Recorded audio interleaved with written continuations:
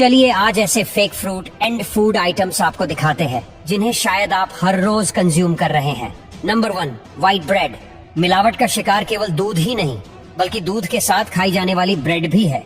कभी सोचा है कि कई ग्रेन से मिलाकर बनाई जाने वाली ब्रेड इतनी सफेद कैसे रहती है? जाहिर सी बात है, जब तरह तरह के ग्रेन साथ में मिलाए जाते हैं तो ब्रेड का काला होना लाजमी है, लेकिन नाश्ते में खाई जाने वाली ब्रेड तो सफेद होती है। जानते हैं कैसे? वह इसलिए क्योंकि उसमें गेहूं और बाकी ग्रेन्स के साथ पोटेशियम ब्रोमेट भी मिलाया जाता है। यह केमिकल केवल ब्रेड को व्हाइट ही नहीं बनाता बल्कि इलास्टिसिटी बढ़ाता है। रिसर्च में पाया गया है कि इस केमिकल के चलते लोगों में कैंसर होने के चांसेस बढ़ जाते हैं।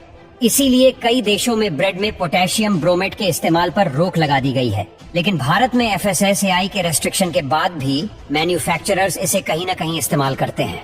Number 3, salt. अगर हम कहें कि जो नमक आप खा रहे हैं उसमें भी एक बड़ा झोल हो सकता है, तो आपका रिएक्शन क्या होगा?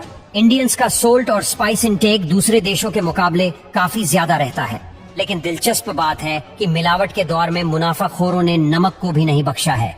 दरअसल कुछ लोग आयोडीन नमक बनाने के बजाय ग्लास और पोलिएस्टर से सस्ती इंडस्ट्रियल सोल्ट बनाते हैं और इसे बाजार में खुलेआम बेचते हैं। दरअसल शुद्ध नमक बनाने की प्रोसेस काफी एक्सपेंसिव होती है, इसीलिए सस्ते में काम निपटाने के लिए लोगों की सेहत से खेला जाता है। इससे बचने का बस एक ही तरीका है कि नमक हमेशा वेरीफाइड ब्रांड से ही खरीदे। नंबर 4, नकली शहद।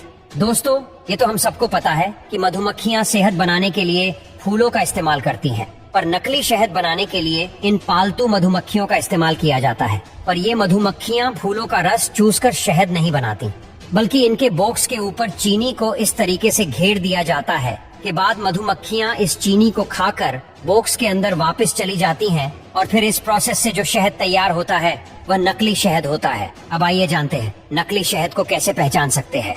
देखो, नकली शहद पहचानने के तरीके में आपको शहद की एक बूंद लेकर कपड़े पर गिराना है और अगर वह बूंद कपड़े में न लगने की बजाय नीचे गिर जाए तो आपका शहद असली है और नकली शहद हुआ तो कपड़े पर चिपक जाएगा। और अब तो नकली शहद में इतने सारे केमिकल मिला देते हैं कि नकली शहद को पहचान पाना काफी मुश्किल हो जाता है। नंबर 5, नकली पनीर। यह वीडियो देखने के बाद शायद आप भी पनीर को ऐसे गड्ढा में फेंककर उस पर मिट्टी डालोगे। दरअसल बात यह है कि 2022 में मुंबई पुलिस ने 2000 केजी पनीर को सीज किया था जो कि नकली पनीर थे, जिसे कि बहुत ही अनहेल्दी तरीकों से बनाया गया था। और आए दिन ऐसे न्यूज आती रहती है कि नकली पनीर सीज किया गया। दरअसल नकली पनीर बनाने के लिए वेंडर्स क्या करते हैं कि मिल्क पाउडर और पानी को मिलाकर उसमें चूना मिलाकर उसे जमा देते हैं, फिर उसे क्रीमी बनाने के लिए उसमें पाम ऑयल डाल देते हैं और मार्केट में बेचने लगते हैं, जिसको खाना टोटली अनहेल्दी होता है। इसलिए आप पनीर खरीदने से पहले ठीक से चेक कर लेना। सेब।